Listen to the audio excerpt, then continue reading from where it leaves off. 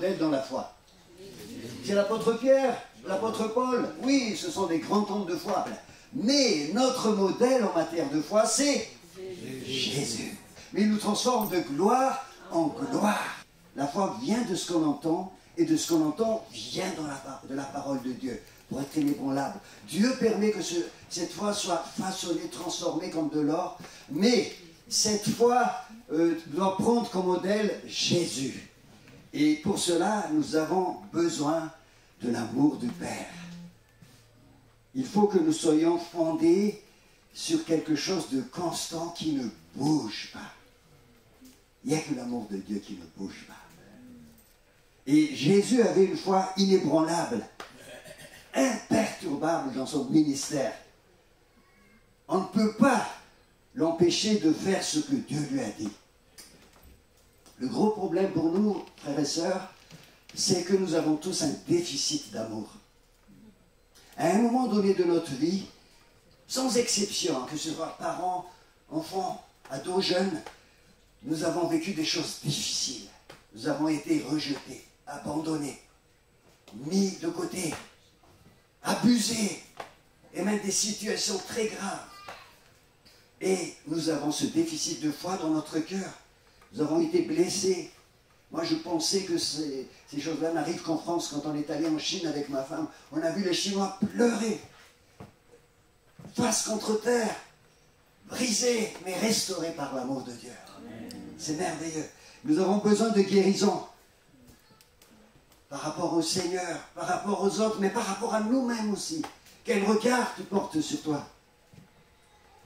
Et même des serviteurs de Dieu très puissants dans la Bible, comme Élie, Dieu l'a utilisé pour confronter les prophètes Baal.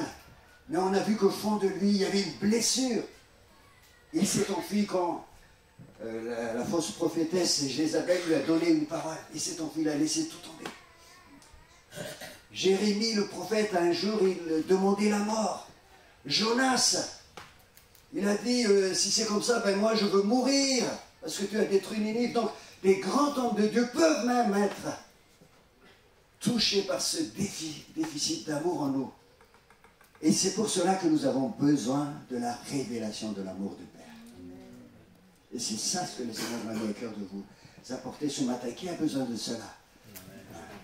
Seigneur, que tu te révèles, parce que l'amour parfait bannit la crainte, dit la parole, la peur, l'angoisse. Et pour être inébranlable comme Jésus, tu as besoin que le Père se révèle à toi. Dans Jean 1, chapitre 1er, verset 18, Jean 1, 18, si on peut l'afficher, personne n'avait jamais vu Dieu. Le Fils unique, Jésus, qui est dans le sein du Père, est celui qui l'a fait connaître. Jésus était dans le sein du Père, le terme utilisé au grec klopos. Klopos, c'est entre les deux bras comme ça. Jésus était dans le sein du Père. Jésus et le Père avaient une relation parfaite. Et Jésus est venu sur la terre pour nous révéler le Père et nous guérir. Dans Jean 17, 26, écoutez bien cette parole de Jésus, vers la fin de son ministère. Vous savez que Jésus, dans Jean 17, fait ce qu'on appelle la prière sacerdotale, qui est une prière adressée pas seulement aux disciples, mais à tous ceux qui y croiront en mon nom. C'est ce qui est écrit vers le verset 20. Et Jésus, dans cette prière, au verset 26, il dit ceci: « Je leur ai fait connaître ton nom, et je leur ferai connaître, afin que l'amour dont tu m'as aimé soit en eux, et que je sois en eux. » Dieu a aimé Jésus d'un amour particulier. Et le terme amour qui est utilisé là, c'est agapao. Cet amour-là, c'est un amour qui n'attend rien en retour, un amour inconditionnel. Dieu prouve son amour envers nous alors que nous étions pécheurs. Christ est mort, alors que tu ne méritais pas d'être aimé, que tu étais dans toutes tes bêtises, dans tous tes péchés. Jésus est déjà mort pour toi. Jésus a déjà donné sa vie. Quand il a donné sa vie, il ne peut pas faire plus. Quand tu donnes ta vie, tu ne peux pas faire plus. Quelqu'un qui a beaucoup de besoins, tu peux lui donner de l'argent, tu peux lui donner des vêtements, donner de ton temps, donner tout ce que tu peux. Mais quand tu donnes ta vie, tu ne peux pas aller plus loin. Et Jésus a donné sa vie. Il ne peut pas aller plus loin. Il a tout donné. sans attendre rien de toi. C'est ça l'amour du Père pour toi ce matin. Il t'aime parce que tu es son enfant. On va voir ce que c'est l'esprit d'adoption plus loin. Il t'a adopté. Et c'est vraiment important de bien comprendre. Jésus, au début de son ministère, il est Jésus le Fils de Dieu, mais Dieu a déclaré son amour vers Jésus. Dans Luc chapitre 3, versets 21 à 22, vous connaissez ce passage. Tout le peuple se faisait baptiser. Jésus fut aussi baptisé, et pendant qu'il priait, le ciel s'ouvrit, et le Saint-Esprit descendit sur lui, sous une forme corporelle comme une colombe, et une voix fit entendre du ciel ces paroles: Tu es mon Fils bien-aimé, en toi j'ai mis toute mon affection. C'est Jésus, il est le Fils, il est Dieu, mais il avait besoin d'entendre cette parole d'affection, cette parole d'amour du Père. Il était au sein du Père, clopos entre les mains du Père. Il est venu sur la terre. Jésus est parfait, mais il a besoin d'entendre cet amour du Père. Et ce matin, tu as besoin d'entendre cet amour du Père. Tu as besoin de retrouver ton identité en Christ pour être inébranlable. Parce qu'à partir de là, Jésus va déployer son ministère.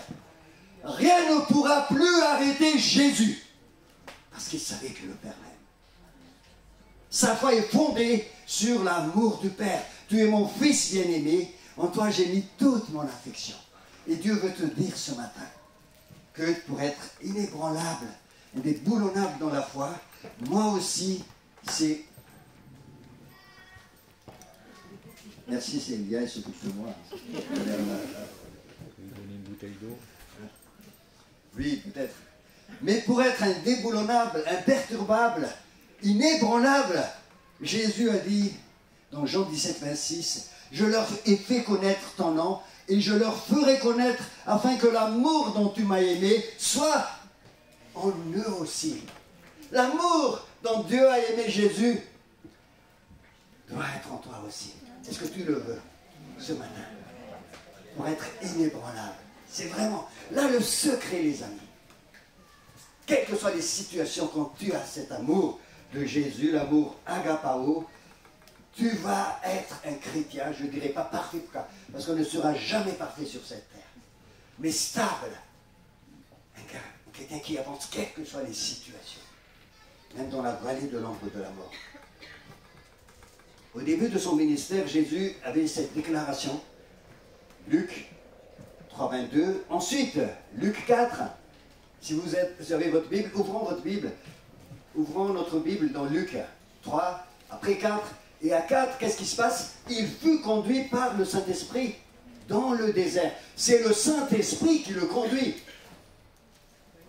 C'est pas que Jésus avait envie d'affronter le diable dans le désert, c'est le Saint-Esprit parce qu'il a besoin de confronter le diable, parce que l'amour du Père a été déclaré, il est dans cet amour du Père. Il fut conduit par le diable dans le désert, et qu'est-ce qui se passe? Qu'est-ce que le diable lui dit en premier? Si tu es fils de Dieu, son identité, il remet en cause ce que Dieu a déclaré. C'est ton identité, le diable va le remettre en cause tout le temps. Dis à ton voisin qui est à ton voisine, tu es fils, tu es fille de Dieu. Dieu t'aime, tu es précieux, tu es bien-aimé. En toi, Dieu a mis toute son affection. Dis en toi, Dieu a mis toute son affection. Quelles que soient les circonstances. Et 3 fois le diable a essayé de déstabiliser Jésus. Mais Jésus a dit, il est écrit, la parole de Dieu. Sa foi fondée sur la parole de Dieu. Et à la 3e tentative, le diable est parti, parce qu'il savait que c'était impossible. La parole de Dieu, c'est l'épée de l'Esprit de Dieu qui est en toi. Il est écrit, c'est une arme offensive que tu dois utiliser. Il est écrit. Et Jésus arrive dans cette synagogue de Nazareth, là où il a grandi, et il commence à dire sa mission. Son identité, il le sait, il a été éprouvé, il est stable, imperturbable, et là, il prononce sa mission. 4, 18, Luc, « L'Esprit du Seigneur est sur moi, parce qu'il m'a oint pour guérir les cœurs blessés, pour proclamer aux captifs la délivrance et aux aveugles le recouvrement de la vue, pour libérer les opprimés. Et il continue. Il était sûr de son identité, de son ministère, et il savait que Dieu est avec lui. Et un peu plus bas, les Juifs étaient en fureur, ils ne pouvaient pas supporter, parce qu'il a vu Jésus grandir, le fils de Joseph. Attends, mais qu'est-ce qu'il est en train de nous dire, raconter là? Jésus a dit aujourd'hui, cette parole s'est accomplie aujourd'hui. Quelle assurance! Et au verset 27, vous voyez, regardez avec moi, 30, ils furent tous remplis de colère, les Juifs, dans la synagogue lorsqu'ils entendirent ces choses, et s'étant levés, ils le chassèrent de la ville, ils le menèrent jusqu'au sommet de la montagne sur laquelle leur ville était bâtie, afin de le précipiter en bas. Jésus est inébranlable. Jésus est indéboulonnable. Jésus est imperturbable parce qu'il connaît le cœur du Père. Il sait qu'il est fils de Dieu, bien-aimé, en qui Dieu a mis toute son affection. Waouh! Alléluia! Et Jésus veut te transformer pour que tu sois aussi, pour que cet amour dont le Père l'a aimé soit en toi aussi. À la fin de son ministère, le ministère de Jésus était encadré par cette déclaration du Père et cette transmission de l'amour du Père sur chacun de nous. Moi, j'ai découvert ce verset, j'ai dit, mais waouh! C'est incroyable! Dieu veut que je fonctionne comme Jésus, tout au moins que Jésus soit mon modèle et que je sois restauré dans cet amour du Père. Et que je sois guéri de toutes mes blessures. Je disais, nous avons tous un déficit d'amour. Nous avons tous connu des problèmes de rejet, d'abandon. Qui n'a pas connu ça? Mais Jésus te guérit ce matin. Au nom de Jésus, amen. Sois restauré. Amen. Reçois l'amour du Père. Amen. Dieu te donne l'amour du Père. Et lève-toi. Lève-toi et sois. Merci, mon soeur, elle se lève par la foi. Lève-toi et sois stable dans ce cheminement avec le Seigneur.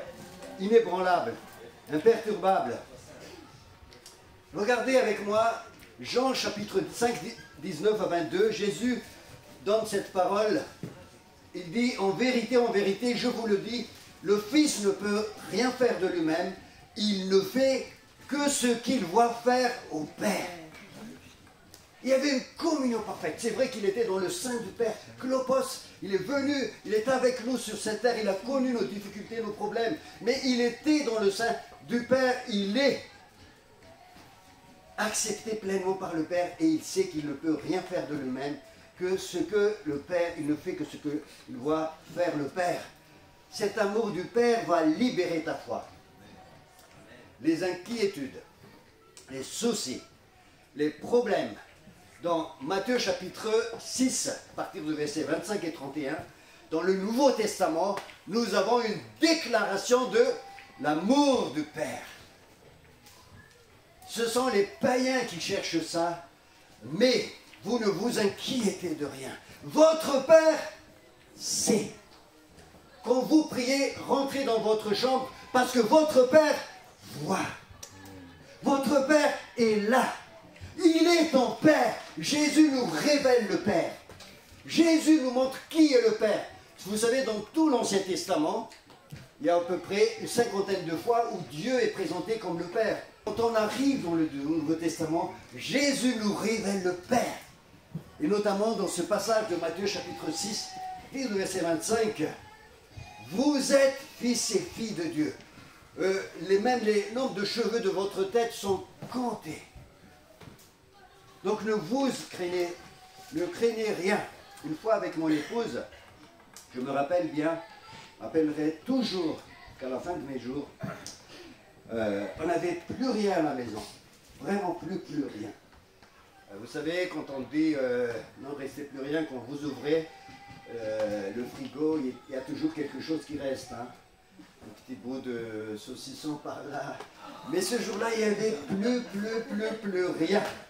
Il n'y avait rien à manger. Il était midi, il était 11h30 et j'ai dit à Sylvia, qu'est-ce qu'on va faire? Et là, ce passage-là est venu dans notre esprit, notre Père sait de quoi nous avons besoin. il est notre papa. Et j'ai dit à Sylvia, on a dit, on va dresser le couvert et on va dire au Père de nous demander, de nous donner. Et Sylvia a mis le couvert. Moi, je suis sorti pour chercher le courrier dans la boîte aux lettres. Et quand je suis revenu avec un carton plein de vivres. Ah, il s'est passé une chose incroyable.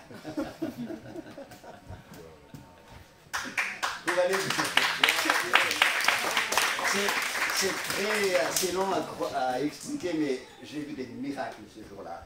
Même la banque m'a ouvert ce jour-là, parce que c'était un chèque qui est tombé dans la boîte aux lettres.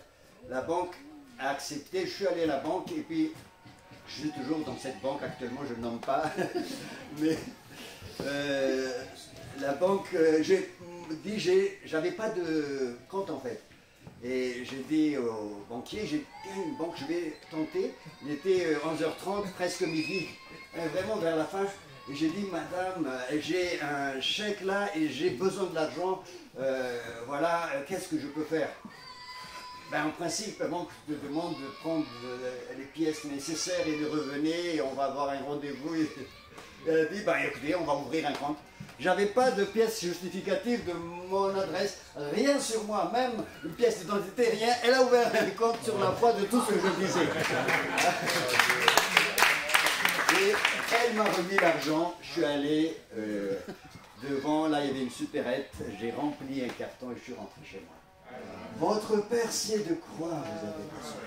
Jésus nous révèle le Père, parce que tu es précieux, précieuse. Et Dieu veut restaurer l'amour du Père dans ton cœur. J'ai dit avec moi, je suis ce que Dieu dit que je suis. Répète encore et réfléchissez à ce que vous dites. Je suis ce que Dieu dit que je suis. Dans Jean 14, 1 à 6, vous connaissez ce passage. Les disciples ont dit, montre-nous le Père et ça nous suffit. Jésus l'a dit, celui qui m'a vu a vu le Père. Tu as vu le Père, il est avec toi. Tu l'as vu par la foi, bien évidemment. Et Jésus te révèle le Père. Nul ne vient au Père que par moi aussi, dans ce passage. Jésus te révèle le Père. Vous savez, la foi de Jésus est une foi inébranlable. On voit, à cause de cet amour du Père, on le voit quand Jésus a ressuscité Lazare d'entre les morts. Vous connaissez ce passage?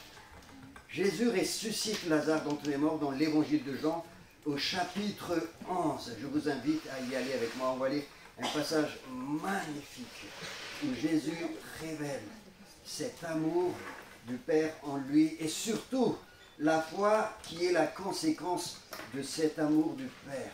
Jean chapitre 11 au verset... Ouvrez votre Bible, même prenez le temps de l'ouvrir. Au verset 41. Jésus dit, donc, ôtez la pierre. Et là, il leva les yeux vers les cieux et il dit ceci, je te rends grâce de ce que tu m'as exaucé. Pour moi, je savais que tu m'exauces toujours, mais j'ai parlé à cause de la foule de ceux qui se tiennent ici, afin qu'ils croient que c'est toi qui m'as envoyé. Pour moi, je sais que tu m'exauces toujours. Et merci de ce que tu m'as exaucé. Il est déjà exaucé. Mais quelle foi!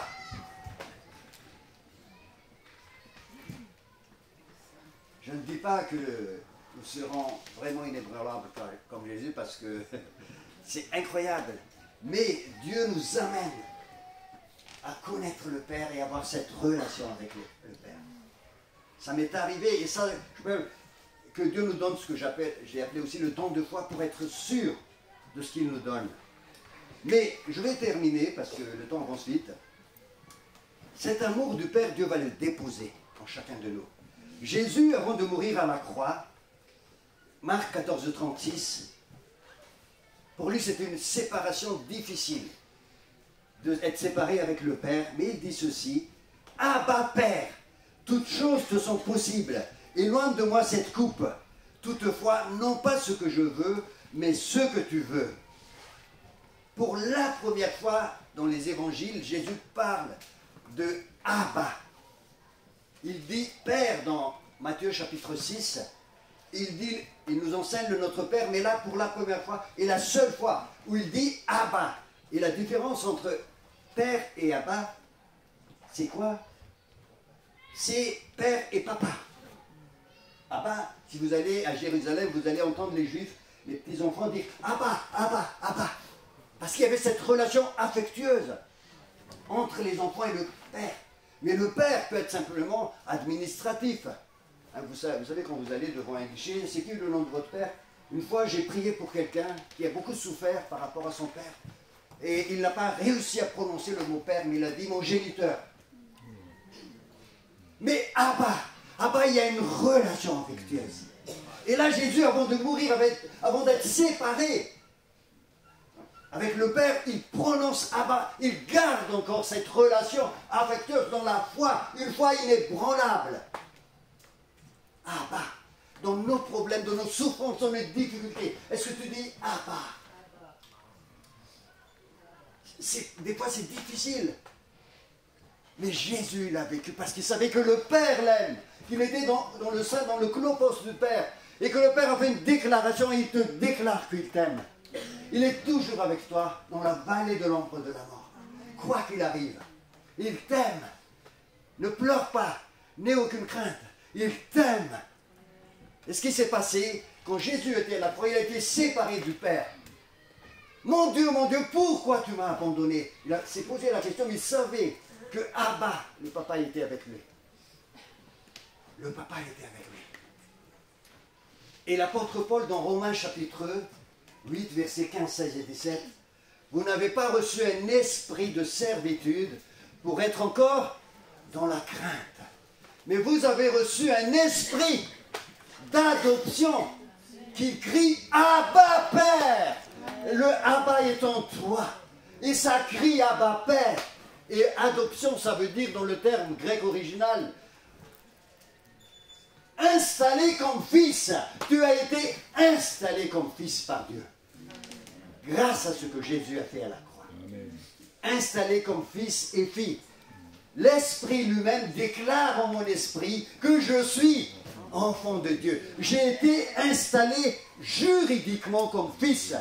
J'ai été installé, c'est du droit juridique devant les anges, devant Satan, devant le monde invisible. Tu es fils de Dieu. Amen. Installé, fils et fille de Dieu. Et le Saint-Esprit déclare en toi après que tu es enfant de Dieu. Et si tu es enfant de Dieu, tu es héritier, co-héritier avec Christ.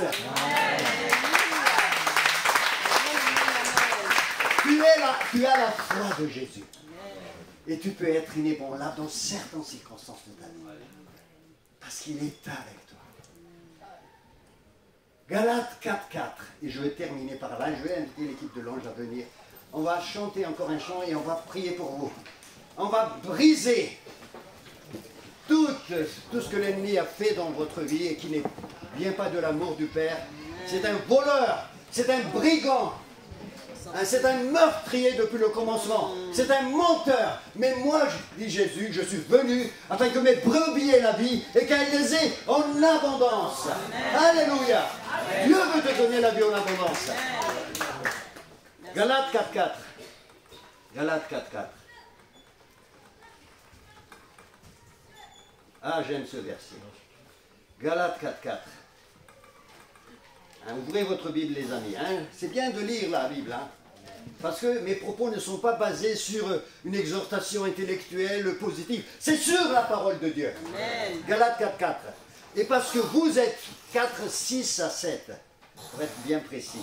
4, 6, 7.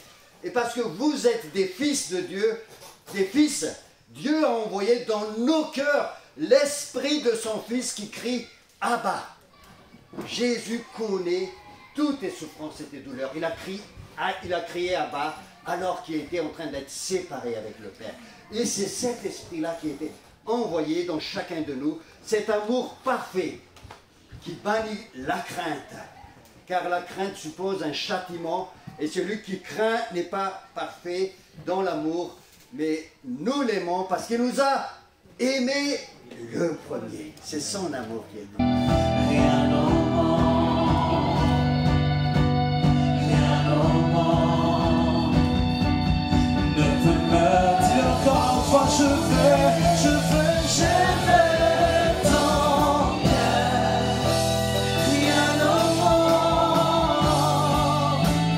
Rien au monde ne peut me combler. Je veux ton cœur. Rien au monde ne peut me combler. Alléluia. Oh Jésus. Rien au monde ne peut me combler, Seigneur.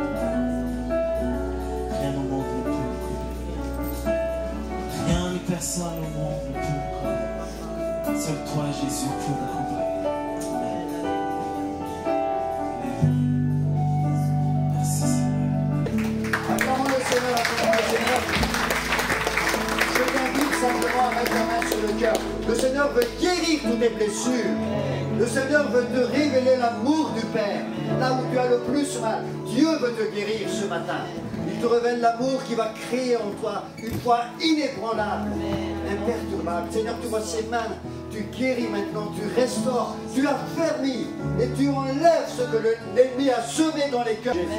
Merci Seigneur de restaurer les cœurs. Amen.